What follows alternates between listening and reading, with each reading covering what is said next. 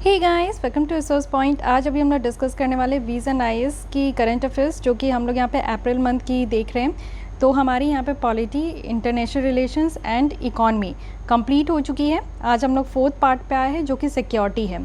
Security में इस बार 3 topic है जो कि काफ़ी इंपॉर्टेंट है, काफ़ी न्यूज़ में रहा है और ये रिपीटेड फॉर्म में है।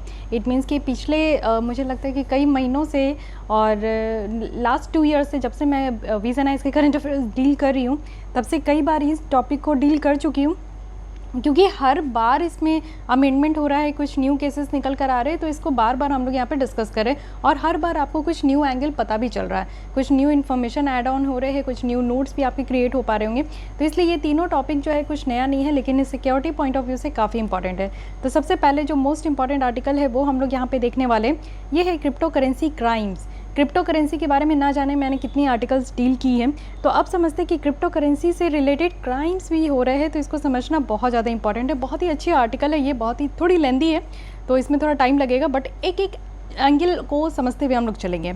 अभी न्यूज़ में इसलिए है क्योंकि recently for the first time bureau of police research and development एक थिंक टैंक है और ये काम करती है मिनिस्ट्री ऑफ होम अफेयर्स के तहत। इनके द्वारा एक स्टैंडर्ड ऑपरेटिंग प्रोसीजर यहाँ पे इशूड किया गया है फॉर लॉ इन्फोर्समेंट एजेंसीज़ के लिए, कि कैसे वो यहाँ पे जो क्रिप्टो क्राइम्स हो रहे हैं उनको जांच करेंगे, सीज करेंगे, प्रिजर्व करेंगे जो भी क्रिप्टो करेंसीज़ है। यानी कि इन्वेस्टिगेशन करने के दौरान यहाँ पे जो लॉ इन्फोर्समेंट एजेंसीज़ होते हैं उनके लिए यहाँ पे स्टैंडर्ड ऑपरेटिंग प्रोसीजर लाया गया है कि वो किस तरीके से यहाँ पे क्रिप्टो करेंसीज़ को जो है वो जांचेंगे, सीज करेंगे, प्रिजर्व करेंगे। फाइन। तो अब यहाँ पे सबसे पहले समझते हैं कि और भी ज़्यादा ये न्यूज़ में क्यों है। ये चीज़ें देखिए कि 2021 में इलिसिट ट्रांजैक्शन हुई है, गलत तरीके का ट्रांजैक्शन आपको देखने को मिलेगा क्रिप्टो करेंसीज़ को यूज़ करते हुए हुआ है। लेकिन इससे पहले अब आप लोग ये समझ लो कि क्रिप्टो करेंसी होता क्यों है, क्योंकि कई बार मैं ये टॉपिक डील की हूँ इस टॉपिक को, तो मुझे लगता है कि आपके सामने ये कॉन्सेप्ट क्लियर होगा। लेकिन अगर नहीं क्लियर है तो देखिए क्रिप्टो करेंसीज़ क्या होते हैं। क्रिप्टो मीन्स सीक्रेट और करेंसी मीन्स जैसे आपको देखने को मिलता है कि हर एक कंट्री की अपनी करेंसी होती है। तो सीक्रेट करेंसी, इसको हम लोग वर्चुअल करेंसी भी कहते हैं या फिर इसको ऑनलाइन करेंसी भी कहते हैं। For example bitcoin. बिटकॉइन तो काफ़ी न्यूज़ में था, आपने सुना भी होगा, ठीक है। आज के डेट में भी आप लोग बिटकॉइन के बारे में देखते हो कि कई डिबेट डिस्कशन चलते हैं कि डिबेट यहाँ पे बिटकॉइन को लीगल करना चाहिए, लीगलाइज करना चाहिए कि नहीं करना चाहिए। तो बिटकॉइन क्या है? एक क्रिप्टो करेंसी है। फाइन। तो क्रिप्टो करेंसी कहने का मतलब है कि ऐसी करेंसी जो कि आप फिजिकल फॉर्म में उसको नहीं टच कर सकते हो, ये ऑनलाइन ट्रांजैक्शन के माध्यम से ही इसको आप यूज़ कर सकते हो। इसलिए आप देखो कि हमारे देश में ये इलीगल है। इट मीन्स कि हमारे देश में लीगलाइज नहीं किया गया है और इसके लिए कोई कानून नहीं है। तो 2021 में इलिसिट ट्रांजैक्शन अगर हम लोग देखें क्रिप्टो करेंसी को यूज़ करते हुए, तो एस्टिमेट किया गया है कि $40 बिलियन तक का है, जो कि 79% इंक्रीज़ हो गया है अगर हम लोग प्रीवियस ईयर के कंपैरिजन में देखें। और आज की डेट में आप लोग देख लो कि हमारे देश में तो भैया कोई गाइडलाइन है नहीं इससे रिलेटेड, क्योंकि आप देखो इन्फोर्समेंट एजेंसीज़ जो है, क्योंकि कोई गाइडलाइन नहीं है, कोई कानून नहीं है, तो इसलिए आप देखो कि इससे रिलेटेड अगर कुछ क्राइम्स हो रहे हैं, हमारे देश के भी काफ़ी लोग इन्वॉल्वमेंट उनकी देखने को मिली है कि क्रिप्टो करेंसीज़ में इन्वॉल्व है, क्रिप्टो करेंसीज क्राइम्स में इन्वॉल्व है। तो इसलिए इन्फोर्समेंट एजेंसीज़ को काफ़ी स्ट्रगल होती है कि वो किस तरीके से ट्रेस करें या किस तरीके से सीज़ करें। फाइन। क्रिप्टो करेंसीज़ और इस तरीके की जो एक्सचेंज है जहाँ पे डिजिटल करेंसीज़ को ट्रेड किया जाता है, तो ये एक तरीके का आप देखो कि साइबर एक्सटॉर्शनिस्ट का भी ये एक टूल है। इट मीन्स कि आज की डेट में आप देख रहे हो कि साइबर क्राइम बहुत बढ़ते जा रहे हैं, चाहे वो कोई भी जगह क्यों ना हो। तो क्रिप्टो करेंसीज़ को भी यहाँ पे एक पॉजिटिव पॉइंट के हिसाब से, पॉजिटिव व्यू के हिसाब से इसको इस्तेमाल करना स्टार्ट हुआ था, बट ये जाकर एक नेगेटिव एंड में आज की डेट में हम लोग देख रहे हैं कि इसके बारे में क्या हो रही है। क्रिप्टो करेंसीज़ अगर हम लोग देखें तो ये एक तरीके का टूल है और इसको हम लोग साइबर क्राइम्स को फैसिलिटेट करने के टारगेट में भी यूज़ कर सकते हैं। जैसे साइबर मनी लॉन्ड्रिंग हो गई, ऑनलाइन अगर मनी लॉन्ड्रिंग है, ब्लैक मनी को वाइट मनी में कन्वर्ट करना, साइबर एक्सटॉर्शन हो रहा है गलत तरीके से, फिशिंग हो रही है। फिशिंग कहने का मतलब है कि काइंड ऑफ आप देखो कि फ्रॉड हो रही है जो कि आपका ईमेल के थ्रू होता है, हैकिंग वगैरह हो रही है, साइबर फ्रॉड हो रहा है, अदर फाइनेंशियल क्राइम्स हो रहे हैं जैसे पॉन्जी स्कीम आपने देखा था, और इन्वेस्टमेंट स्कैम्स वगैरह हो रहा है। तो ये सब ऐसे यहाँ पे आपको देखने को मिलेगा जो कि ऑनलाइन हो रहे हैं। क्रिप्टो करेंसी रेगुलेशन अगर इंडिया में देखें तो यहाँ पे बहुत बेटर तरीके से बताया गया है कि फर्स्ट टाइम हमारे देश में जो है फर्स्ट क्रिप्टो करेंसी इस्टेब्लिश हुआ था 2012 में, ठीक है। 2013 में आरबीआई का यहाँ पे कहना था कि कॉशनरी वार्निंग दिया गया था कि यहाँ पे वर्चुअल करेंसी से डील करना, यानी कि कभी भी आप देखो कि right from the beginning RBI कभी भी इसके फेवर में नहीं है कि क्रिप्टो करेंसीज़ को यूज़ किया जाए। उसके बाद आप देखो 2016 में डिमोनेटाइजेशन हुआ और ये एम्फसाइज़ किया गया हमारे देश में कि चलिए अब तो यहाँ पे लेस कैश इकॉनमी लेकर आते हैं और डिजिटल पेमेंट मेथड्स पे हम लोग यहाँ पे फोकस करते हैं। 2017 में क्या है कि आरबीआई जो है यहाँ पे सेकंड वार्निंग इशू की थी कि प्लीज़ इसको इस्तेमाल मत कीजिए, इससे दूर रहिए, क्योंकि ये इतना ज़्यादा वॉलेटाइल है कि इसकी प्राइस का कोई अंदाज़ा नहीं लगाया जाता। आज अगर इसकी प्राइस 10 रुपीज़ है तो कल इसकी प्राइस 1 लाख रुपीज़ भी हो जाती है। तो इसमें इन्वेस्ट करना, इसमें ट्रेड करना, इसको यूज़ करना ये काफ़ी डेंजरस हो सकता है। साथ ही आप देखो 2017 के अक्टूबर नवंबर में एक PIL फाइल किया गया था। इट मीन्स कि public interest litigation. It means क्या होता है कि ये PIL यहाँ पे आप देखो कि सुप्रीम कोर्ट, हाई कोर्ट में इसको फाइल किया जाता है लोगों के इंटरेस्ट में, यानी कि मैक्सिमम पीपल हमारे कंट्री के क्या चाहते हैं उनके इंटरेस्ट में यहाँ पे एक लिटिगेशन फाइल किया गया था कि क्रिप्टो करेंसी को रेगुलेट ही कर दीजिए, क्योंकि उनके क्रिप्टो करेंसी को कैसे यूज़ करना है उसके लिए लॉस लाना ज़रूरी है। क्योंकि आप देखो अगर कोई भी चीज़ें दुनिया में एग्जिस्ट कर रही है तो लोग उसको इस्तेमाल करते हैं। जैसे कई बार आप देखो कि गैम्बलिंग वगैरह के बारे में कहा जाता है कि इसे भी लीगलाइज़ कर देना चाहिए, क्योंकि हो तो रही है, सट्टेबाजी तो हर जगह हो रही है, तो क्यों ना कानून क्यों नहीं हमारी सरकार जो है इसको लीगलाइज़ कर दे। तो ऐसा डिबेट डिस्कशन इस तरीके के जो हाईली डिबेटेबल जो टॉपिक है उस पर हमेशा होते रहती है। फिर 2017 के नवंबर में क्या हुआ कि high level inter ministerial committee setup की गई और ये जानने के लिए कि वर्चुअल करेंसीज़ की क्या क्या इश्यूज़ हैं। देन यहाँ पे नेक्स्ट मंथ 2017 में फिर आरबीआई और जो मिनिस्ट्री ऑफ फाइनेंस है उनके द्वारा प्रेस रिलीज़ इशू किया गया और फिर ये बताया गया कि क्रिप्टो करेंसी से अगर कोई लोग इससे एसोसिएटेड है तो वो बहुत ही डेंजर है और आगे आने वाले दिनों में फ्यूचर में इससे रिस्क क्रिएट होगा। फिर क्या हुआ कि 2018 में आरबीआई के द्वारा आप देखो कि बैंक और अदर फाइनेंशियल इंस्टीट्यूशन को भी रोका गया कि प्लीज़ आप लोग यहाँ पे क्रिप्टो करेंसीज़ के साथ जो है डील ना करें। तो राइट फ्रॉम द बिगिनिंग आप देख सकते हो कि आरबीआई जो है हमेशा रेस्ट्रिक्ट की है, हमेशा रोकी है कि क्रिप्टो करेंसीज़ में डील करना is a very dangerous for individual also और फॉर नेशनल लेवल ऑल्सो। साथ ही अगर हम लोग यहाँ पे 2018 में देखें तो इंटरनेट और जो mobile association of India versus reserve bank of India एक केस हुआ। उसके बाद आप देखो इससे 2019 में क्या हुआ कि इंटर मिनिस्ट्रियल कमेटी रिपोर्ट लेकर आई और उसके बाद रिपोर्ट के बेसिस में ये बताया गया, ये रिकमेंडेशन दिया गया कि एक बेटर मूव्स होगा कि हम लोग क्रिप्टो करेंसी को बैन ही कर दे, क्योंकि इसके इस्तेमाल को हमारे देश में जो है इसको बैन कर दे तो इलीगल माना जाएगा। फिर आज के डेट में आप देखो कि 2020 में क्या हुआ मार्च में कि सुप्रीम कोर्ट के द्वारा ये कहा गया कि जो बैन लगाया जा रहा, आरबीआई ने क्रिप्टो करेंसीज़ के यूज़ पे बैन लगा दिया था, बट सुप्रीम कोर्ट का ये कहना है कि ये बैन हटाइए, ठीक है, किसी चीज़ पे ये जो वर्चुअल करेंसीज़ है इसको हम लोग अपने देश में लोगों को यूज़ करने से नहीं रोक सकते हैं। तो ये तो पूरी मूव सही, यानी कि रेगुलेट करने के पीछे इतना लंबा संघर्ष आप देख सकते हो कि 2012 से लेकर 2022 में है, बट स्टिल हमारे पास कोई भी कानून नहीं है और इसको यूज़ करने से हमेशा रोका ही गया है। तो हम लोग अपने देश की प्रोविज़न देख लेते हैं कि इस तरीके का आज के डेट में इतना जो क्राइम्स बढ़ते जा रहे हैं क्रिप्टो करेंसी से रिलेटेड, तो हमारी देश इसको कैसे कंट्रोल कर पा रही है? क्या हमारे पास कोई प्रोविज़न है, क्या हमारे पास कोई कानून है, या फिर इसके लिए कुछ सोचा गया है? तो अभी आप देखो कि हार पार के अब यहाँ पे सरकार और आरबीआई थक गई। उनका ये कहना है कि लोग तो यहाँ पे रुकने वाले हैं नहीं और क्रिप्टो करेंसी को इस्तेमाल करेंगे ही, और हो रहा है, और लोग जो है परेशान हो रहे क्राइम से। तो चलिए इससे रिलेटेड कुछ एक कानून लेकर आते हैं। तो अभी ये बिल आया है 2021 का, जिसका नाम है crypto currency and regulation of official digital currency bill. तो ये अभी तक आप देखो कि पार्लियामेंट में नहीं रखा गया। इसमें यही कहा गया है कि सारे जो क्रिप्टो करेंसीज़ है उसको बैन करना है, क्योंकि ये रिस्क एसोसिएटेड है, यानी कि आप देख सकते हो कि मनी लॉन्ड्री होता है, इसमें कंज्यूमर्स को काफ़ी रिस्क है, हमारे कंट्री की फाइनेंशियल स्टेबिलिटी को काफ़ी थ्रेट है। तो इन सारे चीज़ों को देखते हुए जो है इसका यूज़ करने से बैन करने के लिए ये एक बिल लाया जा रहा है। तो बिल जब तक एक्ट नहीं बनेगा तब तक इसकी कोई मतलब नहीं होती है।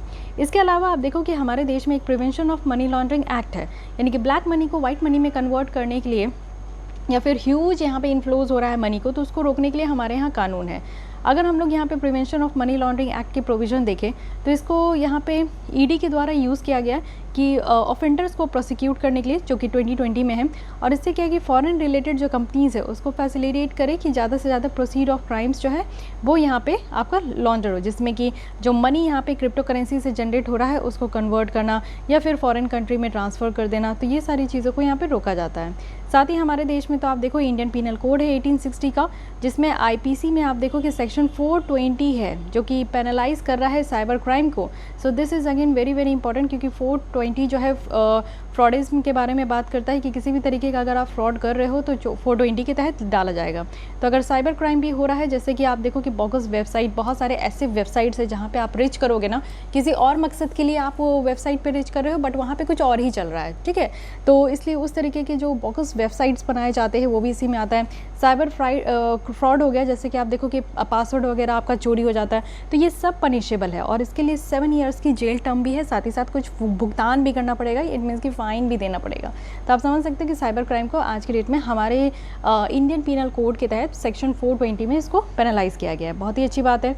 फॉर एग्जाम्पल आप देखो कि क्रिप्टो स्कैम है, जिसमें कि ये कहा गया कि फ़िशिंग वेबसाइट, ऐसी वेबसाइट्स जिसमें कि कुछ लिंक वगैरह देते हैं और उसको अगर आप क्लिक करते हो तो आपका जो अकाउंट डिटेल्स वगैरह, अगर आपने पेटीएम वगैरह रखा है कोई, अगर और भी आपने अगर इस तरीके का जैसे जीपे है, फ़ोनपे है, वो रखा है, तो उससे ट्रेस होकर जो है आपका कार्ड डिटेल्स चला जाता है और फिर क्या होता है कि आपके अकाउंट में जितने भी पैसे वो खाली वगैरह हो जाते हैं। तो सेंसिटिव इन्फॉर्मेशन वगैरह भी आप देखो कि यहाँ पे आपका चोरी वगैरह हो जाता है। कुछ ऐसे वेबसाइट होते हैं जिसमें अगर आप क्लिक करते हो तो आपके डेस्कटॉप में, मोबाइल में, टैब में अगर कोई भी इन्फॉर्मेशन है तो वो भी आपका कॉपी हो जाता है। साथ ही साथ पॉन्जी स्कीम है, जो कि पॉन्जी स्कीम में आपको देखने को मिलेगा कि बहुत सारे जो डेटाज है वो कॉपी हो जाते हैं। फेक इन्वेस्टमेंट प्लान है, जैसे कि मॉरिस कॉइन आया था, तो बहुत सारे ऐसे इन्वेस्टमेंट स्कैम है कि आपको ये उकसाया जाएगा, प्रोवोक किया जाएगा कि बहुत ही अच्छी अपॉर्चुनिटी है कि आज की डेट में आप इतना इन्वेस्ट करो, फिर आपको कुछ ही शॉर्ट टर्म में काफ़ी बेटर रिटर्न देखने को मिलेगा। तो ये सब में जो है आ जाते हैं लोग और इन्वेस्टमेंट करते हैं, जिसके कारण उनको बहुत ज़्यादा ह्यूज लॉस सहना पड़ता है। साथ ही हमारे यहाँ एक IT एक्ट है जो कि है इंफॉर्मेशन टेक्नोलॉजी एक्ट 2000। इसका सेक्शन 66C है। अगर कोई भी ऑनलाइन से रिलेटेड अगर कोई भी यहाँ पे आपको देखो कि कुछ भी हो रहा है तो इससे जो यहाँ पे इंफॉर्मेशन टेक्नोलॉजी है जिसमें कि सेक्शन 66C लगता है। ये कहा गया है कि आइडेंटिफाई करना थेफ्ट, यानी कि जो भी यहाँ पे आपका पासवर्ड वगैरह यूज़ हो रहा है, डिजिटल सिग्नेचर यूज़ हो रहा है, बायोमेट्रिक थंब इम्प्रेशन यूज़ हो रहा है, या फिर कोई अदर आइडेंटिफाइंग फीचर्स यूज़ हो रहा है अदर पर्सन का, तो ये सारी चीज़ें रखी गई है। 2019 की अगर बात करें तो इसमें क्या होता है कि क्रिप्टो करेंसीज जिसके यहाँ पे वर्थ 30 लाख तक हैं वो चोरी हो गई थी, वो भी वेस्ट दिल्ली बिजनेसमैन वैलेट से। तो अब आप समझ सकते हो कि इतना ज़्यादा ह्यूज यहाँ पे आप देख सकते हो कि कितना जो है चोरी वगैरह हो रही है, फेरबदल हो रहा है, तो ये सब एक अलग टाइप की जो है प्रॉब्लम क्रिएट कर रही है। अब ये समझते हैं कि कैसे क्रिप्टो करेंसी जो है हमारे देश के लिए एक ख़तरनाक साबित हो चुका है। अगर हम लोग बात करें तो सबसे बड़ी बात होती है ना कि सिक्योरिटी पॉइंट ऑफ व्यू से, तो अगर हम लोग देखें तो पहले क्या था कि जब इंटरनेट वगैरह नहीं था तो हम लोग बॉर्डर सिक्योरिटी को लेकर काफ़ी ज़्यादा चिंतित होते थे। बट आज के डेट में बॉर्डर सिक्योरिटी तो छोड़ो, आप अगर इंटरनेट पे हो तो ये भी नहीं पता होता है कि आप सुरक्षित हो या नहीं हो, आपकी फैमिली अनसेफ है कि सेफ़ है। तो इससे हम लोग अपने नेशन का भी अंदाज़ा लगा सकते हैं कि क्या हमारा देश जो है वो सेफ़ है कि अनसेफ है। तो सबसे पहली बात तो यहाँ पर टेररिज्म की आती है। वाइडर यूज़ हो रहा है क्रिप्टो करेंसी का। इस टेररिज्म वाले फैक्टर में टेरर एक्ट के लिए आप देखो कि लोग जो है फ़िज़िकल कैश लेना देना नहीं यूज़ करते हैं, ये लोग जो है यहाँ पे ऑनलाइन कैश वगैरह यूज़ करते हैं। साथ ही आपको पता है कि एक बहुत बड़ी टेररिस्ट ग्रुप है जो ISI है, ये इनके द्वारा आप देखो बहुत सारा जो है नेशनल सिक्योरिटी थ्रेट भी दिया जाता है। एक बिग चैलेंज हो चुका है आज की डेट में कि जितनी भी सिक्योरिटी एजेंसीज है उनके लिए। सेकेंड है कि मनी लॉन्ड्रिंग तो बहुत होती है। क्रिप्टो करेंसीज मार्केट जो है यूनिवर्सली प्रोटेक्टेड नहीं है, ना ही रेगुलेट किया जाता है। जैसे बैंक आप देखते हो कि बैंक की प्रोविज़न कानून है और रेगुलेट भी किया जाता है हमारे यहाँ पे, तो ये हर एक देश में होता है बैंक। तो बैंक के जैसा ऐसा क्रिप्टो करेंसी के लिए कोई रूल्स नहीं है, तो इसलिए यहाँ पे आप देखो आराम से मनी को जो है ये लॉन्डर किया जाता है, एक देश से दूसरे देश में भेजा जाता है। साथ ही आप देखो जो गलत तरीके से पैसे होते हैं उसका भी यूज़ होता है, उसको भी सही तरीके से ये कहीं ना कहीं जो है इसको भी जो है इससे भी प्रॉब्लम क्रिएट होता है। क्रिप्टो करेंसीज ट्रांजैक्शन की बात करें तो ये डार्क नेट जैसे इंटरनेट पे होता है। एक वेबसाइट है, कहने का मतलब कि डार्क नेट है, ये ऐसा वेबसाइट है जिसको यूज़ करने के लिए एक स्पेशल सॉफ्टवेयर की ज़रूरत होती है। जैसे टॉर है, तो टॉर के बारे में भी कई बार मैंने पढ़ाया है कि टॉर है और ये डार्क नेट है जिसमें कि एक अलग तरीके का सॉफ्टवेयर यूज़ होता है। ऐसा नहीं कि आप एंड्रॉयड और iOS में यूज़ कर सको, ऐसा नहीं है, ठीक है। तो इसमें क्या होता है कि बहुत ही ज़्यादा आप समझो कि इसमें एक विंडो ओपन हुआ तो उसमें काम नहीं होता है, उसके अंदर जाओ, उसके अंदर जाओ, उसके अंदर जाओ, तो 3-4 विंडो को क्रैक करते हुए जब आप अंदर जाते हो तब आपको पता चलेगा कि जितने भी इलीगल ऑनलाइन ट्रांजैक्शन होते हैं वो डार्क नेट के थ्रू ही होते हैं और इसको यूज़ किया जाता है टॉर सॉफ्टवेयर से। फ्री नेट है, ज़ीरो नेट है, परफेक्ट डार्क है, तो ये सब आज के डेट में आप देखो कि ऐसे यहाँ पे इंटरनेट ऐसे यहाँ पे आपका जो है प्रोविज़न हो चुका है ऑनलाइन, जिससे कि जो सिक्योरिटी एजेंसीज़ है वो भी इसको ट्रेस नहीं कर पाती है कि कहाँ से इतना ज़्यादा जो है ये हाईली सिक्योर्ड है, ठीक है, ये सारे सॉफ्टवेयर वगैरह हाईली सिक्योर्ड है। तो हमारे यहाँ की जो सिक्योरिटी एजेंसीज़ है वो भी इसको बेटर तरीके से ट्रेस नहीं कर पा रहे हैं। साथ ही एनोनिमिटी है, यानी कि अगर हम लोग देखें तो सारे ट्रांजैक्शंस जो कि ट्रांसपेरेंट है ब्लॉकचेन में, तो ब्लॉकचेन टेक्नोलॉजी है जिसमें कि आप देखो कि जितने भी डेटा है, जितने भी ट्रांजैक्शन है वो एक ब्लॉक के फॉर्म में डिकोड हो जाते हैं और फिर उसके बाद जितनी भी ट्रांजैक्शन होती है वो एक ब्लॉक से दूसरे ब्लॉक के साथ जो है वो कनेक्ट हो जाते हैं बाय चेन। तो ये क्या है कि ये ब्लॉकचेन टेक्नोलॉजी जो कि काफ़ी ट्रांसपेरेंट है, लेकिन यहाँ पे अगर आप देखोगे तो ये जो क्रिप्टो करेंसी है ये ट्रांसपेरेंट नहीं है। साथ ही आप देखो कि इससे पहले एक रैंसम वेयर अटैक हुआ था। रैंसम कहने का मतलब है कि फिरौती, और वेयर मतलब कि आप जानते ही हो कि ये सारे जो है वायरस वगैरह है। तो रैंसमवेयर यानी कि आप देखोगे किसी की सिस्टम को लॉक कर दिया जाता था, जिसके भी सिस्टम में रैंसमवेयर अटैक होता था तो वो सिस्टम को लॉक कर देते थे और इसके बदले में वो पैसे मांगते थे। तो उस समय बिटकॉइन का काफ़ी यूज़ होता था, क्योंकि जो पैसे वगैरह मांगा जाता था ऐसा नहीं है कि जो फिज़िकल करेंसी देना होता था, वो ऑनलाइन ही बिटकॉइन ही देना होता था, तब जाके किसी की सिस्टम जो है अनलॉक होती थी, ठीक है। और साथ ही क्रिप्टो एक्सचेंज हैक्स वगैरह आप देखो कि जो भी ट्रांजेक्शन होता है वो बिटकॉइन में होता है, तो इसलिए भी काफ़ी एनोनिमिटी नेचर है।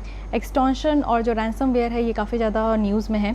तो क्रिप्टो करेंसी आप देखो कि इसको समटाइम्स यूज़ किया जाता है एक्सटॉर्शन के लिए पेमेंट करना, ठीक है। तो किसी को परेशान किया जा रहा है तो उसमें भी आप देख सकते हो, क्योंकि मनी ट्रेल जो है वो डिफ़िकल्ट हो गया है आज के डेट में, ट्रेस ही नहीं कर पाएंगे आप लोग कि ये जो रैंसमवेयर है, ये जो आपका रैंसमवेयर अटैक हुआ है ये किसके द्वारा दिया गया है, कहाँ से ये अटैक आया आपके डेस्कटॉप में। बट बस आपको इतना पता चलेगा कि वो कुछ डिमांड कर रहे हैं मनी, और वो मनी आपको एज अ बिटकॉइन जो है पे करना है। रैंसमवेयर की बात करूँ तो एक सॉफ्टवेयर है जो कि कंप्यूटर के ऊपर यूज़ होता है, और ये आप देखो कि अगर मेरी कोई कंप्यूटर है, अगर मेरे ऊपर कंप्यूटर के ऊपर अगर रैंसमवेयर अटैक हुआ है तो क्या होता है कि सिस्टम लॉक हो जाता है और मैं उस सिस्टम को यूज़ नहीं कर सकती अनटिल एंड अनलेस जब तक मैं उनकी डिमांड को फुलफ़िल ना करूँ, ठीक है। टैक्स इवेजन और अवॉइडेंस भी है। एनोनिमिटी आप देखो कि जो कि क्रिप्टो करेंसी इकोसिस्टम के द्वारा जो ऑफर किया जा रहा है ये काफ़ी डिफिकल्ट हो रहा है टैक्स अथॉरिटीज़ के लिए कि वो ट्रांजैक्शन ट्रेस करें इंडिविजुअल का, या फिर उनके टैक्स लायबिलिटीज़ को वेरीफाई करें। तो ये सारी चीज़ें आज के डेट में काफ़ी वेग है। ओके, इंडिविजुअल लेवल पे हम लोग देखें तो क्रिमिनल्स जो है ब्रेक कर रहे हैं इस क्रिप्टो एक्सचेंज को, ड्रेन क्रिप्टो वैलेट्स को, और जितने भी इंडिविजुअल कंप्यूटर्स हैं उनको इन्फेक्ट कर रहे हैं मालवेयर वगैरह। तो मालवेयर क्या होता है, एक तरीके का आप देखो वायरस ही है, जो कि आप कभी कोई भी वेबसाइट पे रिच करते हो, कुछ चीज़ें डाउनलोड करते हो, तो उस डाउनलोड फाइल में ऑटोमेटिक मालवेयर भी आपका जो है डेस्कटॉप में या फिर आपके सिस्टम में या फिर आपके मोबाइल में ये इंटर कर जाता है। उसके बाद आपके जो भी डेटाज़ हैं ना उसको वो डिस्ट्रॉय करता है, ठीक है, या फिर चोरी करता है, ठीक है।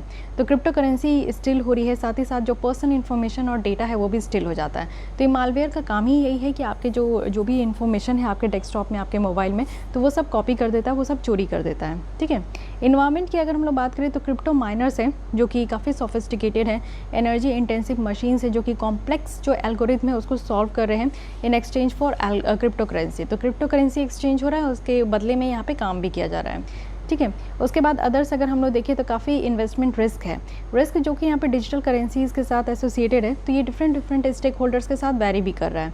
कई बार आप देखो यहाँ पे फाइनेंशियल इंस्टीट्यूशन भी है, नॉन फाइनेंशियल फर्म भी है, इन्वेस्टर्स भी है, तो ये वैरी कर रहा है। लेकिन कहीं ना कहीं आप देखो इन्वेस्टमेंट अगर आज की डेट में आप कम अमाउंट में कर रहे हो, कल को अगर वो अमाउंट बढ़ जाता है तो it's good for you, but अगर आप ज़्यादा अमाउंट में कर रहे हो और कल के डेट में वो अमाउंट और घट जा रहा है तो it's very bad for you, और कहीं ना कहीं आप लॉस में चले जाओगे।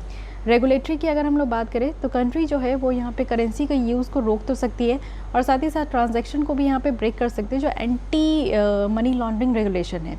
एक सिंगल अगर एंटी मनी लॉन्ड्रिंग अगर रेगुलेशन देखें अप्रोच, तो ये काफ़ी डिफ़िकल्ट होता है इसको डिज़ाइन करना, क्योंकि इसमें काफ़ी कॉम्प्लेक्स होता है, डिसेंट्रलाइज नेचर है बिटकॉइन का, कि सो डिसेंट्रलाइज्ड नेचर है। इट मीन्स कि बिटकॉइन का आप देखो सेंट्रलाइज्ड क्या होता है कि एक ही जगह एक ही सारे पावर हो, बट यहाँ पे पावर आप देखो कि ये डिस्ट्रीब्यूटेड है, फाइन।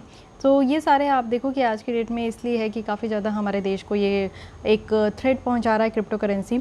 तो टेररिज्म है, मनी लॉन्ड्रिंग है, एनोनिमिटी है, इंडिविजुअल बेसिस पे भी हमने देखा, हमारी इन्वायरमेंट के बारे में भी देखना, और साथ ही अदर न्यूज़ भी हमने देखा। अब यहाँ पे बहुत अच्छा वे फॉरवर्ड बताया जा रहा है कि हमें क्या करना चाहिए।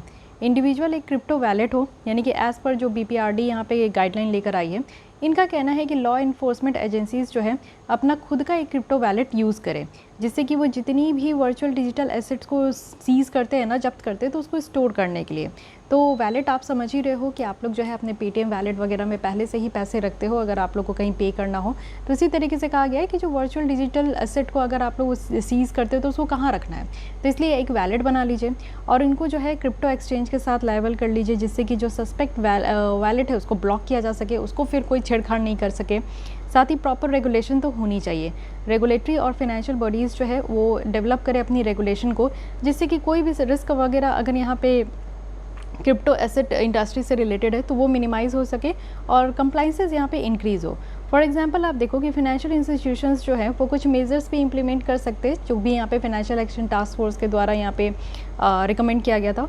साथ ही फ्रॉड डिटेक्शन भी हमें करना होगा कि किसी भी तरीके का फ्रॉड हो रहा है तो हमें एक ज़रूरत है कि ऑब्लिगेटरी जो गाइडलाइंस है उसको फॉलो करें फाइनेंशियल इंस्टीट्यूशन के लिए और क्रिप्टो एसेट बिजनेस के लिए जो कि हमारे देश में ऑपरेट हो रहा है। ब्लॉकचेन टेक्नोलॉजी की बात करें तो यहाँ पे ऑटोमेटेड जो AML ये आपका फ्रॉड डिटेक्शन है तो इसको इम्प्लीमेंट करना चाहिए, जिससे क्या होगा ना कि फर्दर जो सस्पिशियस ट्रांजैक्शन हो रही है, ऐसी ट्रांजैक्शन हो रही है जो कि संदेह लग रहा है कि हाँ ये कहीं ना कहीं गड़बड़ है, तो उसको हम लोग ब्लॉक कर सके। फाइन, तो ऐसा भी करना होगा। लीगल फ्रेमवर्क बनाने की ज़रूरत है, बहुत ही अर्जेंट बेसिस पे हमें एक क्रिप्टो करेंसी रेगुलेशन बिल लाने की ज़रूरत है कि इसको हम लोग रेगुलेट कर सके और क्रिप्टो करेंसी जो क्राइम है उसको हम लोग डील कर सके। साथ ही अवेयरनेस तो फॉरमोस्ट ज़रूरी है कि लोगों को पता होना चाहिए कि क्रिप्टो करेंसी क्या है। हमारे देश में यही नहीं पता है लोगों को और लोग जो है इसको इस्तेमाल कर रहे हैं, इसको जो है ट्रेड कर रहे हैं इसके साथ। तो क्रिप्टो करेंसी थेफ्ट जो है इसके बारे में जो भी रिस्क है उसको कम करने के लिए ज़्यादा से ज़्यादा हमें अवेयरनेस फैलानी होगी, लोगों को एजुकेट करना होगा, उन्हें इन्फॉर्म करना होगा। फाइन, तो ये सारी बातें रही। और यहाँ पे आप लोग देख लो, ये कहा गया है कि वीकली फोकस्ड भी इनका एक डॉक्यूमेंट आता है जिसमें कि क्रिप्टो करेंसी के बारे में पूरी डिटेल कही जाती है, यहाँ पे बताई गई है। बट आई होप कि अगर आप लोग मेरे साथ रेगुलर कनेक्टेड हो पिछले काफ़ी सालों से, तो क्रिप्टो करेंसी के बारे में आपको ईच एंड एवरी इन्फॉर्मेशन होगी ही। So guys, this is all about crypto currency crimes, जिसमें कि हमने अभी देखा कि जो bureau of police research and development है, एक थिंक टैंक है जो कि मिनिस्ट्री ऑफ होम अफेयर्स के तहत ये काम करते हैं, इनके द्वारा एक स्टैंडर्ड ऑपरेटिंग प्रोसीजर लाया गया। तो इसके बाद हमने देखा कि हमारे देश में क्रिप्टो करेंसी रेगुलेशन कैसे कैसे चला, क्या क्या प्रोविज़न है हमारे देश में कि अगर क्रिप्टो करेंसी क्राइम होता है तो उसको कैसे रेगुलेट हम लोग कंट्रोल कर सकते हैं, और किस तरीके से क्रिप्टो करेंसी जो है हमारे देश के लिए एक थ्रेट बन चुका है और क्या क्या हमें करना चाहिए। फाइन, अब आते हैं नेक्स्ट आर्टिकल जो कि अगेन काफ़ी न्यूज़ में रहता है, FATF जो कि है फाइनेंशियल एक्शन टास्क फोर्स। अभी क्या हुआ है कि फाइनेंस मिनिस्टर के द्वारा यहाँ पे फाइनेंशियल एक्शन टास्क फोर्स की जो मिनिस्ट्रियल मीटिंग है उसको अटेंड किया गया और यहाँ पे स्ट्रैटेजिक प्रायोरिटीज़ लाई गई है जो कि 2 साल के लिए है, 2022 से 2024 तक के लिए। तो सबसे पहले बेसिक फिर से यहाँ पर रिवाइज़ करते हैं कि ये फाइनेंशियल एक्शन टास्क फोर्स है क्या। ये देखो इंटर गवर्नमेंटल बॉडी है जिसको 1989 में इस्टेब्लिश किया गया। क्यों लाया गया? क्योंकि मनी लॉन्ड्रिंग को रोकने के लिए। आप देखो कि ह्यूज मनी जो है एक देश से दूसरे देश में इलीगल तरीके से कमाया हुआ मनी जो है वो आपका इनफ्लोज आउटफ्लोज हो रहा है। साथ ही लोग जो है वो ब्लैक मनी को वाइट मनी में कन्वर्ट कर रहे हैं, टेररिस्ट फाइनेंसिंग हो रही है, अदर रिलेटेड जो भी थ्रेट है, तो इन सबको यहाँ पे रखा गया फाइनेंशियल एक्शन टास्क फोर्स के तहत। आज की डेट में अगर हम लोग देखें तो हम लोग इसके पार्ट है और टोटल यहाँ पे 39 मेंबर्स हैं। फाइनेंशियल एक्शन टास्क फोर्स की बात करें तो ये डिसीजन मेकिंग बॉडी है, यानी कि यहाँ पर डिसीजन लिया जाता है किसी भी टॉपिक को लेकर जो कि मनी लॉन्ड्रिंग या फिर टेररिस्ट फाइनेंसिंग से रिलेटेड है। FATF जो है अपनी मनी लॉन्ड्रिंग और जो टेररिस्ट फाइनेंसिंग टेक्निक्स है इसको रिव्यू करते रहते हैं और कंटिन्यूसली अगर इसमें कोई न्यू रिस्क अराइज होती है तो उसके लिए न्यू स्टैंडर्ड भी फॉर्म किया जाता है। इनके द्वारा जो रिकमेंडेशन दिया जाता है ये एक ग्लोबल एंटी जो मनी लॉन्ड्रिंग है वो रिकॉग्नाइज़ करती है, काउंटर टेररिस्ट जो फाइनेंसिंग स्टैंडर्ड है वो इसको रिकॉग्नाइज़ करते हैं। FATF की बात करें तो ये एक और काम करते हैं कि जो वेपन ऑफ मास डिस्ट्रक्शन है उसकी फंडिंग को भी रोकते हैं। यानी आप देखो जितने भी न्यूक्लियर वेपन्स वगैरह का इस्तेमाल होता है जिससे कि काफ़ी ज़्यादा हार्मफुल इसका इफेक्ट देखने को मिलेगा ह्यूमन बीइंग में, हमारे इन्वायरमेंट में, तो जो मास डिस्ट्रक्शन करना है वेपन का उसके लिए भी आप देखो काफ़ी फंडिंग की जाती है, तो उसको भी रोकने का काम FATF करता है। ये काफ़ी इंपॉर्टेंट पॉइंट है, इसको ध्यान रखना है। डिसीजन जो भी यहाँ पे ग्रुपिंग के द्वारा बनाया जाता है ये कंसेशंस बेसिस पे होता है। हर एक लोगों की यहाँ पे जो 39 मेंबर है वो सब अपनी यहाँ पे व्यू रखते हैं, ठीक है। साथ ही अगर हम लोग देखें यहाँ पे कि क्या इसका फ़ायदा है, फ़ायदा यही है कि जो भी काम करना है यानी कि मनी लॉन्ड्रिंग के लिए लाया गया है, टेररिज्म को रोकने के लिए लाया गया, तो ये बेटर तरीके से रोक पाते हैं। टेररिस्ट अटैक वगैरह जो होता है उसके पीछे फंडिंग, जो इलीगल तरीके की फंडिंग होती है वो बहुत ही ज़्यादा होती है, तो उसको रोकने का काम यहाँ पे करते हैं। साथ ही इंटरनेशनल कोऑपरेशन भी है। ये FATF प्रोसेस जो है ये हमारे यहाँ कोऑर्डिनेट करते हैं जो AML और CFT एफर्ट्स है इंटरनेशनल लेवल पे। साथ ही बेटर लेजिस्लेशन भी है, यहाँ पे बेटर तरीके से कानून भी बनाया जाता है। एज पॉलिसी मेकिंग बॉडी है तो FATF जो है यहाँ पे काम करते हैं to generate the necessary political will, ठीक है। साथ ही कुछ कानून है जो कि यहाँ पे न्यू और इमर्जिंग थ्रेट के अगेंस्ट में है। FATF की बात करें तो ये इमर्जिंग ट्रेंड्स को आइडेंटिफाई कर रहे, कुछ मेथड्स को भी आइडेंटिफाई करते हैं जो भी यहाँ पे लॉन्डर यानी कि मनी लॉन्ड्रिंग के लिए यूज़ हो रहा है। साथ ही मोर फोकस्ड अप्रोच ये लेकर आते हैं, यानी कि FATF के बारे में आप देखो कि कुछ अदर जो मल्टीलैटरल एजेंसीज करते हैं उससे ये डिफरेंट है, और ये मेनली फोकस करते हैं कि कैसे सारे एक्शन को रिव्यू किया जाए। तो ये सारे इसकी सिग्निफिकेंस है। अब यहाँ पे आप देखो कि 3 चीज़ें आपको देखने को मिल रही है, money laundering, terrorist financing, AML और CFT स्ट्रैटेजी। मनी लॉन्ड्रिंग एक प्रोसेस है जिससे कि आप देखो कि क्रिमिनल एक्टिविटीज़ को यहाँ पे प्रोसीड किया जाता है, यानी कि पैसे देकर, गलत तरीके से यहाँ पे पैसे देकर जो है कुछ क्राइम करना है, तो इसके लिए हम लोग मनी लॉन्ड्रिंग करते हैं। टेररिस्ट फाइनेंसिंग अगर हम लोग देखें तो टेररिस्ट एक्टिविटीज़ करने के लिए, यहाँ पे टेरर फैलाने के लिए यहाँ पे जो फंडिंग दी जाती है, पैसे दी जाती है, उसको हम लोग यहाँ पे टेररिस्ट फाइनेंसिंग कहते हैं। ठीक है, आप देखो ये जो भी फंड्स किया जाता है अगर मनी लॉन्ड्रिंग के केस में भी, तो ये हमेशा इलिसिट ओरिजिन होता है, गलत तरीके से ही ये आपका ओरिजिन होता है। लेकिन टेररिस्ट फाइनेंसिंग की बात करें तो फंड जो है वो दोनों तरीके का, लीगल तरीके का भी और इलीगल, क्योंकि टेररिस्ट फाइनेंसिंग आप देखते हो कि बड़े बड़े लोग भी, बड़े बड़े जो सही तरीके के लोग हैं वो भी यहाँ पे जो है टेररिस्ट फाइनेंसिंग के लिए फंड वगैरह देते हैं। ठीक है, AML और CFT स्ट्रैटेजी अगर हम लोग देखें तो इनका एम है कि जो क्रिमिनल और टेररिस्ट ऑर्गेनाइजेशन है उन पर अटैक करना, और ये कैसे, तो फिनेंशियल एक्टिविटीज़ के थ्रू और फिनेंशियल ट्रेल वगैरह को यूज़ करना, जिससे कि बहुत सारे जो कंपोनेंट्स होता है क्रिमिनल और टेररिस्ट नेटवर्क को, उसको ये आइडेंटिफाई करते हैं, उसके बेसिस पे जो है ये काम करते हैं। तो ये तीनों यहाँ पे आप देखो टर्म्स है जिसकी मीनिंग आई होप कि आपके सामने क्लियर हो गई होगी। लेकिन आज के भी डेट में आप देखो कि जो FATF है इसमें काफ़ी चैलेंजेस देखने को मिल रहा है। सबसे पहले जो प्रोजेक्ट इंटरेस्ट है सेलेक्टेड नेशंस का, अगर हम लोग देखें तो क्रिटिक्स के द्वारा ये कहा जा रहा है कि जो इंटरेस्ट है कुछ सेलेक्टेड कंट्रीज़ का, उनके बिहाफ में ये काम कर रहे हैं इलिजिटिमेट तरीके से और जो कि कॉस्टली है। सेकेंड है कि लैक ऑफ ट्रांसपेरेंसी है इनके काम करने का। देखिए ये बातें और ये उंगली हर एक ऑर्गेनाइजेशन के ऊपर उठाया जाता है कि कैसे काम कर रहे हैं पता ही नहीं चल रहा है, और FATF जो है ये कंट्रीज़ को पेनलाइज करती है और उनको ये कंटेंट भी जो है मीटिंग में डिस्क्लोज़ करना होता है और वो करते भी हैं। डिफ़िकल्टी है डोमेस्टिक कोऑर्डिनेशन में, अगर आप देखो तो एक म्यूचुअल अंडरस्टैंडिंग जो है वो नहीं बैठ पा रहा है यहाँ पे मेंबर नेशन में, और कैपेसिटी कांस्टेंट भी है कंट्रीज़ की। इसमें क्या है कि डिफ़िकल्टी भी हो रहा है कि कैसे हाई प्रोफाइल जो क्रॉस बॉर्डर केसेस वगैरह हैं तो उसमें कैसे इन्वेस्टिगेट करें, उसको कैसे प्रोसिक्यूट करें, तो इसमें भी काफ़ी डिफ़िकल्टीज़ देखने को मिल रहा है। ऑपरेशनल चैलेंजेस हैं, यानी कि इनएडिक्वेट है, वीक है, और सेलेक्टिव इन्फोर्समेंट है AML और CFT प्रोविज़न का, अनक्लियर कॉन्फिस्केशन हो रहा है, इनइफेक्टिव पेनल्टीज़ है। तो ये कुछ रीज़न है कि क्यों FATF स्ट्रैटेजीज़ जो है वो ज़्यादा सक्सेसफुल नहीं हो पा रहा है। साथ ही न्यू एज चैलेंजेस है, आज के डेट में आप देखो कि पहले क्या था, मनी लॉन्ड्रिंग था, साथ ही टेररिस्ट फाइनेंसिंग थी, लेकिन आज के डेट में हमारी जो यहाँ पे इनसिक्योरिटी का जो पॉइंट्स है वो चेंज हो चुका है, क्योंकि अभी हमने देखा कि क्रिप्टो करेंसी, क्रिप्टो क्राइम्स है, साइबर करेंसीज़ है, इलीगल ट्रैफिकिंग हो रही है वाइल्ड लाइफ की, जिसमें कि बहुत सारे फंडिंग हो रहे हैं, आर्टिफिशियल इंटेलिजेंस का यूज़ किया जा रहा है अब टेरर अटैक में, बायो वॉरफेयर है जो कि एक वाइडर चैलेंज निकल कर आया है इस तरीके का कोरोना वायरस पैंडेमिक में। तो ये आप देख सकते हो कि चैलेंजेस का एरिया भी काफ़ी ज़्यादा वाइड हो चुका है, लेकिन अभी भी हम लोग टिके हुए हैं किसमें, तो मनी लॉन्ड्रिंग और जो है टेररिस्ट फाइनेंसिंग में। वे फॉरवर्ड में कहा जा रहा है कि एक अच्छी तरीके की हमें रेगुलेटरी फ्रेमवर्क की ज़रूरत है, और जो इंटरनेशनल कॉपरेशन है उसे इंप्रूव करना होगा। जो 39 मेंबर है उनके बीच में कोऑर्डिनेशन अच्छी होनी चाहिए, बेटर कंप्लायंस मैकेनिज्म होनी चाहिए, ये AML और CFT जो लेजिस्लेशन है, और जो कॉपरेशन वगैरह है यानी कि प्राइवेट सेक्टर के साथ भी हमें मिलजुल के काम करना होगा, और न्यू टेक्नोलॉजीज़ अडॉप्ट करने होंगे, जैसे आर्टिफिशियल इंटेलिजेंस है, डेटा एनालिटिक्स है। तो इससे क्या होगा ना कि जो मनी लॉन्ड्रिंग को रोकना, टेररिस्ट फाइनेंसिंग को रोकना, तो इसके लिए काफ़ी जो है स्पीड हो जाएगा, फास्ट स्पीड यहाँ पे यूज़ हो पाएगा, क्वालिटी निकल कर आएगा, इफ़िशियंसी निकल कर आएगा कि हम लोग कैसे यहाँ पे मेज़र करें मनी लॉन्ड्रिंग और जो टेररिस्ट फाइनेंसिंग है उसको रोकने के लिए। साथ ही इससे क्या होगा कि फाइनेंशियल इंस्टीट्यूशन को काफ़ी हेल्प होगा, सुपरवाइज़र को हेल्प होगा कि जो भी रिस्क वगैरह यहाँ पे निकल कर आ रहा है तो उसको एक्यूरेट टाइम में यहाँ पे कॉम्प्रिहेंसिव तरीके से देखें। फाइन, अब देखते हैं इंडिया के एंटी मनी लॉन्ड्रिंग और काउंटरिंग जो टेररिस्ट फाइनेंसिंग मेजर्स क्या क्या है। तो हमारे द्वारा आप देखो काफ़ी रूल्स और गाइडलाइंस रखे गए हैं prevention of money laundering act में। साथ ही कि स्ट्रिक्ट अडेरेंस है नो योर कस्टमर प्रोसीजर कि यहाँ पे अपने कस्टमर को जानने का जो यहाँ पे पॉलिसी है ये चलते आ रहा है। इनएक्टमेंट है यानी कि आप देखो हमारे देश में कानून निकल कर आया फ्यूजिटिव इकोनॉमिक ऑफेंडर कि अगर आप देखो विजय माल्या टाइप के, नीरव मोदी जैसे लोगों के लिए इस तरीके का कानून लाया गया है कि अगर आप बैंकों को और हमारे देश को अगर चूना लगा के जा रहे हो तो फिर आपको यहाँ पे फ्यूजिटिव कहा गया है कि भगोड़े हैं तो उनको फिर लगेगा आरोप। एंटी ब्लैक मनी एक्ट लाया गया 2015 का।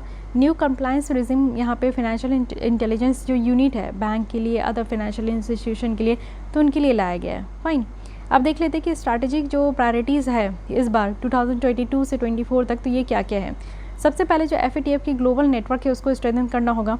साथ ही हमें जो इंटरनेशनल बेनिफिशियल है ओनरशिप है उसको बढ़ाना होगा, स्ट्रेंथन करना होगा। जितने भी 39 कंट्रीज हैं उनके बीच में कोऑर्डिनेशन बेटर नहीं है, तो कोऑर्डिनेशन बेटर कैसे होगा, एक ट्रांसपेरेंसी लेकर आए जो भी काम यहाँ पे किया जाना है। साथ ही यहाँ पे म्यूचुअल इवोल्यूशन की ज़रूरत है, कैपेबिलिटीज़ इंक्रीज़ करने की ज़रूरत है, जिससे कि हम लोग क्रिमिनल एसेट को ज़्यादा से ज़्यादा रिकवर कर सके, और लिवरेज करने की ज़रूरत है। जो डिजिटल ट्रांसफॉर्मेशन हो रहा है वो बेटर तरीके से हो, उसके लिए भी लिवरेज करने की ज़रूरत है। सस्टेनेबल फंडिंग को इंश्योर करना है FATF स्ट्रैटेजिक प्रायोरिटीज़ के लिए। तो ये सारी बातें यहाँ पे हैं। अब हम लोग ये सारी बातें हमने देख लिया। So guys this is all about FATF। लेकिन FATF लिस्ट अगर हम लोग देखें तो यहाँ पे क्या कि हाई रिस्क जुरिस्डिक्शन रखा जाता है, यानी कि यहाँ पे ये सारी चीज़ें देखी जाती है कि ये लिस्ट जो है ये एक्सटर्नली अगर हम लोग इसको देखें तो ब्लैक लिस्ट कहा जाता है। तो ब्लैक लिस्ट में कुछ कंट्री हैं, यानी कि आप देखो कि आज के डेट में 2022 में सिर्फ ईरान और नॉर्थ कोरिया है जिनको ब्लैक लिस्ट में रखा गया है। वहीं बहुत सारे कंट्री है जैसे Pakistan, Syria, Yemen, UAE, Jamaica, Myanmar, Turkey, Cambodia, ये सब ग्रे लिस्ट में है। तो लिस्ट यहाँ पे दो ही है, एक ब्लैक लिस्ट है, यानी कि आपने जो है बहुत ही ज़्यादा टेरर फैलाया है, बहुत ही ज़्यादा मनी लॉन्ड्रिंग एक्ट में अगर इंक्लूड है तो आपको ब्लैक लिस्ट में डाल दिया जाता है कई बार वार्निंग देने के बाद। तो आपको पता है कि नॉर्थ कोरिया और ईरान ही ऐसे दो कंट्री है जो कि काफ़ी ज़्यादा ढीठ है, तो स्टबर्न इन नेचर है, तो उनको यहाँ पर इंक्लूड किया गया। और अगर हम लोग देखें कि यहाँ पे ग्रे लिस्ट है, यानी कि कई बार वार्निंग दी जाती है कि अब रुक जाओ, इस तरीके का काम मत करो, टेरर एक्ट के लिए इलीगल फंडिंग नहीं होनी चाहिए, मनी लॉन्ड्रिंग ना करो। तो भी यहाँ पे लोग मानते कहाँ हैं, देश मानते कहाँ हैं, तो कुछ कंट्री है जो कि यहाँ पे ग्रे लिस्ट में भी है। तो ये भी ध्यान रखना है कि कौन कौन सी कंट्री यहाँ पे अब तक जो है ग्रे लिस्ट में है और ब्लैक लिस्ट में है। तो कई बार ये बात किया जाता है कि पाकिस्तान को उठा के ब्लैक लिस्ट में रख दो, तो देखते हैं कि कब ये ब्लैक लिस्ट में आता भी है कि नहीं आता है। Okay, so guys this is all about FATF। अब आते हैं यहाँ पे आसपा एक्ट भी देख लेते हैं। ये है armed forces special power act, वो भी नॉर्थ ईस्ट में।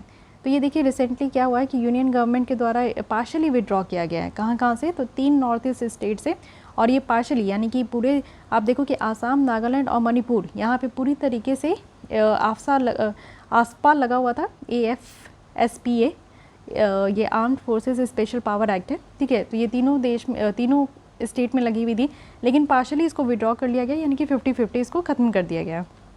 तो देखिए एक्चुअली ये होता क्या है, यहाँ पे क्या एक्स्ट्रा ऑर्डिनरी पावर और इम्यूनिटी दिया गया है जितने भी आर्म्ड फोर्सेस वाले लोग हैं।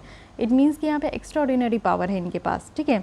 और मेनली ये जो आपका नॉर्थ ईस्ट वाला रीजन है जहाँ पे आप देखो कि अंडर डेवलप्ड ये एरिया है, जहाँ पे ज़्यादा लोग एजुकेटेड नहीं है, उनको ज़्यादा फैसिलिटीज़ वगैरह नहीं मिलता है, और वहाँ पे बहुत ज़्यादा एक वायलेंस देखने को मिलेगा, राइट्स वगैरह हो जाता है। तो उन सारी चीज़ों को सोशल हार्मनी को बढ़ाने के लिए ये आसपा को लगाया जाता है। तो एक डिस्टर्ब्ड एरिया है जो कि अगर नोटिफिकेशन यानी कि आसपा एक्ट के तहत सेक्शन 3 के तहत अगर यहाँ पे दे दिया जाता है कि ये सारे एरिया डिस्टर्ब्ड है, तो उसको वहाँ पे सही करने के लिए यहाँ पे आर्म्ड फोर्सेस को डिप्लॉय किया जाता है। कोई एरिया अगर डिस्टर्ब्ड किया जा सकता है क्योंकि बहुत सारे डिफरेंसेस है, डिस्प्यूट्स है, यानी कि आप देखो वहाँ पे डिफरेंट रिलीजन के लोग हैं, डिफरेंट रेशियल के लोग हैं, लैंग्वेज के लोग हैं, रीजनल ग्रुप्स के लोग हैं, कास्ट और कम्युनिटीज़ के लोग हैं। सेंट्रल गवर्नमेंट गवर्नर के ऑफ स्टेट की बात करें, एडमिनिस्ट्रेटर की बात करें, तो ये डिक्लेयर कर सकते हैं या तो अपने स्टेट के पूरे पार्ट या फिर कुछ पार्ट में, या फिर यूनियन टेरिटरी के कुछ पार्ट या फिर पूरे पार्ट में कि हाँ ये एक डिस्टर्ब्ड एरिया है।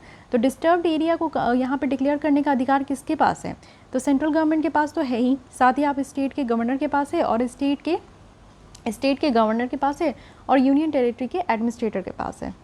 फाइन, अब यहाँ पे सेक्शन 4 की बात करें तो इस एक्ट के सेक्शन 4 में आर्म्ड फोर्सेस को एम्पावर किया गया है कि उनके पास कुछ प्रोविज़न है, यानी कि लीगल छूट है उनके एक्शन में, और वो किसी को भी अरेस्ट कर सकते हैं बिना वारंट के, या फिर किसी भी व्हीकल को रोक कर वो सर्च कर सकते हैं अगर उनको सस्पिशियस लग रहा है। तो प्रेजेंटली आप देखो कि कहाँ है, तो आसाम, जम्मू कश्मीर, लद्दाख, नागालैंड, मणिपुर में है, तो एक्सेप्ट इम्फाल म्यूनिसिपल एरिया में, और कुछ अरुणाचल प्रदेश के भी कुछ पार्ट में है।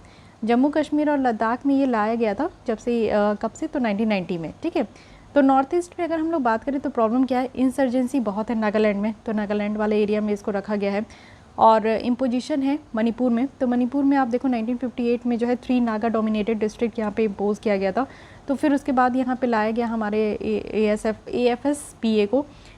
एक्सटेंशन है अदर नॉर्थ ईस्ट स्टेट में, तो यहाँ पे भी आप देख सकते हो कि कुछ स्टेट में देखने को मिलेगा कहाँ जो है ये आपका कानून आर्म्ड फोर्सेस को हटा दिया गया है और कहाँ है। तो देखिए फोर्स में जहाँ पे रेड है तो ये पूरा एरिया है जहाँ पे अभी भी आपको जो है आर्म फोर्सेस की यहाँ पे देखने को मिलेगा प्रेजेंस है। फाइन, तो ये हो गया आपका मणिपुर। साथ ही साथ अगर हम लोग देखें तो नागालैंड का एरिया है, ठीक है। तो ये 2 जगह है आपको देखने को मिलेगा, साथ ही आसाम का भी कुछ एरिया है और अरुणाचल प्रदेश का भी एरिया है, ठीक है। सिग्निफिकेंस क्या है, इसका फ़ायदा क्या होता है? फ़ायदा यही है कि लॉ एंड ऑर्डर मेंटेन रहता है, क्योंकि इनको एक्स्ट्रा ऑर्डिनरी पावर है और ये इंसर्जेंसी वगैरह से डील कर पाते हैं बेटर तरीके से। और सिक्योरिटी गैप है जो कि इन सारे स्टेट में आप देखो कि एक सिक्योरिटी गैप देखने को मिलता है, तो आसफा जो है इसको एक सिक्योरिटी प्रोवाइड करती है।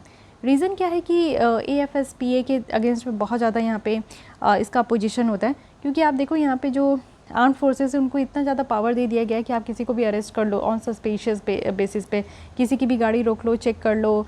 तो ये सारी जो चीज़ें हैं ये कहीं ना कहीं हमारे ह्यूमन राइट्स को वायलेट करती है। तो PIL भी कई बार दिया जाता है कि नहीं, इसको हटाना चाहिए। तो वायलेशन होता है फंडामेंटल राइट्स का भी। इतना ज़्यादा आर्म फोर्सेस को यहाँ पे पावर दिया गया, तो उसके कारण जो फंडामेंटल राइट्स हमें पार्ट 3 ऑफ इंडियन कॉन्स्टिट्यूशन में दिया गया है वो वायलेट होता है। ब्लैंकेट इम्यूनिटी है, यानी कि जितने भी सिक्योरिटी पर्सन है ना उनको बहुत ज़्यादा छूट दिया गया है कि वो किसी भी तरीके का यहाँ पे जो है अरेस्ट वगैरह कर सकते हैं। तो ये प्रॉब्लम है। लेकिन आप देखो कि एक मिडिल ग्राउंड में बहुत सारे एजेंसीज़ के द्वारा स्टेप भी लिया गया। तो सुप्रीम कोर्ट की भी कुछ वर्डिक्ट है, जैसे कि Naga people's movement of human right versus union of India. तो यहाँ पे भी ये कहा गया था कि जो आर्म फोर्सेस को यहाँ पे पावर दी गई है वो यहाँ पे आर्बिट्री नहीं है, ना ही अनरिजनेबल नहीं है, और यहाँ पे कॉन्स्टिट्यूशन के किसी भी प्रोविज़न को ये वायलेट नहीं कर सकते।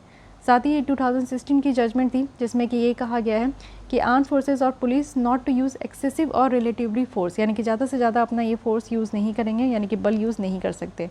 फिर 2017 के जुलाई में ये कहा गया कि अनलॉफुल जो इनकाउंटर हो रहा है उस पर भी ध्यान देने की ज़रूरत है। बहुत सारी कमेटी का फॉर्मेशन हुआ, जैसे कि ये सब याद रखना है कि BP जीवन रेड्डी कमेटी है, संतोष हेस कमेटी है। अदर प्रोमिनेंट अगर हम लोग देखें तो सेकंड ARC का भी यहाँ पे 5th रिपोर्ट में कहा गया है कि AFSPA को रिपील कर देना चाहिए। नेशनल ह्यूमन राइट कमीशन और सुप्रीम कोर्ट का 2014 में कुछ गाइडलाइंस दिया गया था जिसको स्टेट को ये फॉलो करने के लिए कहा गया है। साथ ही एक्टिविस्ट भी है, जैसे इरोम शर्मिला है, तो ये 16 ईयर्स जो है वो यहाँ पे लॉन्ग हंगर फास्टिंग रखी थी, स्ट्राइक रखी थी, कि ये कहा गया था कि इनके द्वारा कि ये जो कानून लाया गया इसको हटा देना चाहिए। तो करना क्या चाहिए, वे फॉरवर्ड में कहा जा रहा है कि जस्टिस होनी चाहिए विक्टिम्स के लिए, और साथ ही साथ एक ट्रस्ट हो। लोगों के बीच में ट्रस्ट ही नहीं है, उनको लगता है आर्म फोर्सेस कुछ भी करेंगे।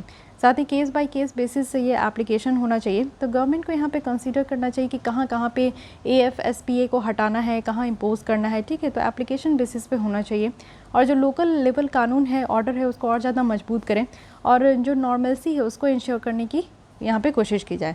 सबसे बड़ी बात यही है कि एरिया में शांति होनी चाहिए, लोगों के बीच में ट्रस्ट होनी चाहिए, और जो एक सोशल हार्मनी मेंटेन करना है वो कैसे भी किया जाना चाहिए, तो उस पर ज़्यादा फोकस करने की ज़रूरत है। Okay, so guys, this is all about arm forces special power act, जिसके बारे में आपको पता होना चाहिए। अब आते हैं छोटी छोटी न्यूज़ यहाँ पे रही है।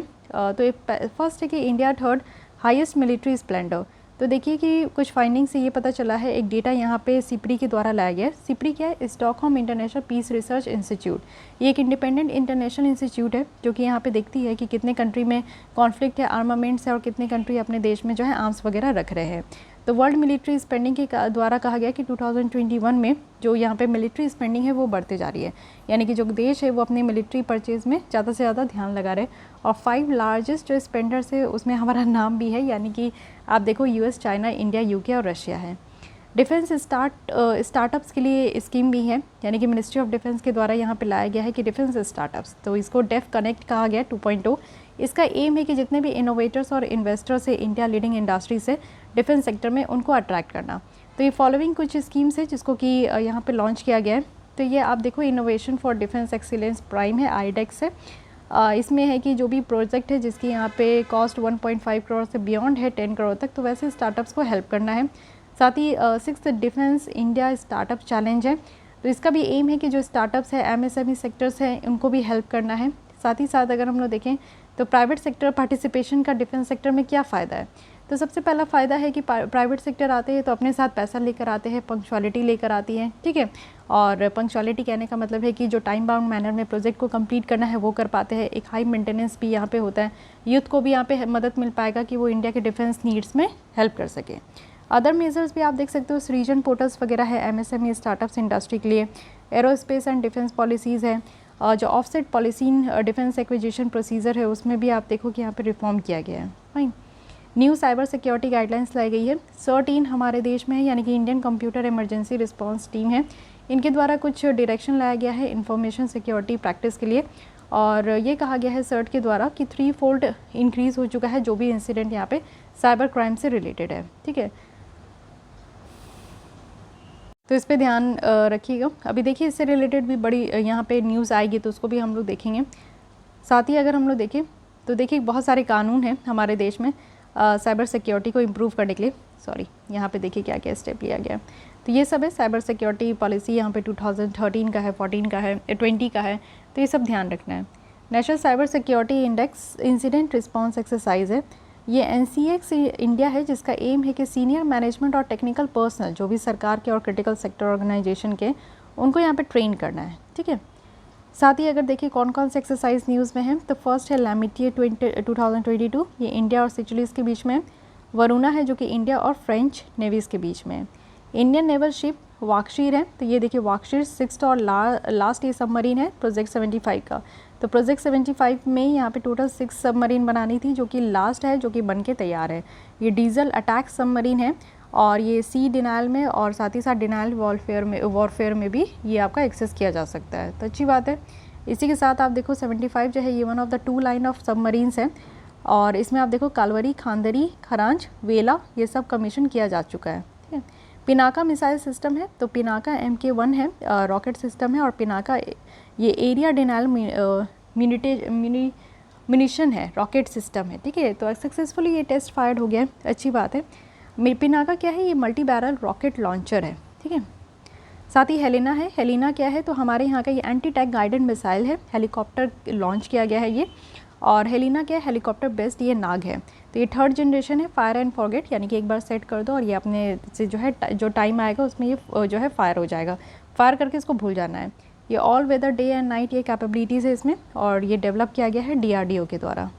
फिर है बोइंग P-81 एयरक्राफ्ट है, तो इंडियन नेवी के द्वारा कमीशन किया गया है 2nd P-81 एयरक्राफ्ट स्क्वाड्रन, जो कि इंडियन नेवल एयर स्क्वाड्रन 316 है।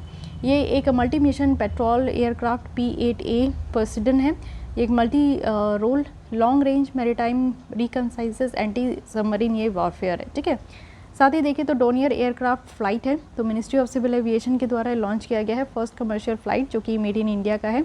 ये है डोनियर 228। डोनियर 228 जो है ये हिंदुस्तान एरोनॉटिक्स लिमिटेड के द्वारा बनाया गया है, और साथ ही साथ ये हमारे उड़ान रिलीजन जो कनेक्टिविटी स्कीम है इसका भी पार्ट है, उड़े देश का आम नागरिक। फाइन, तो ये छोटी छोटी न्यूज़ है जो कि आपके प्रीलिम्स पॉइंट ऑफ व्यू से काफ़ी इंपॉर्टेंट होते हैं, और जो 3 आर्टिकल हमने डिस्कस किया वो आपके मेंस पॉइंट ऑफ व्यू से काफ़ी इंपॉर्टेंट है।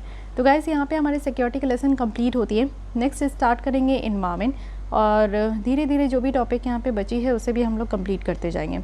सो guys if you like this video then hit the like button. अगर आपको फिर भी कोई डाउट, कोई सजेशंस है तो आप कमेंट बॉक्स में कमेंट कर सकते हैं। एंड डेली बेसिस पे हमारे साथ विजन आइज की करंट अफेयर्स मैगजीन्स देखने के लिए हमारे चैनल को सब्सक्राइब करके हमारे फैमिली का पार्ट बन सकते हैं। तो आज के लिए बस इतनी, मिलती हूँ कल इसी टाइम पे, तब तक के लिए थैंक यू।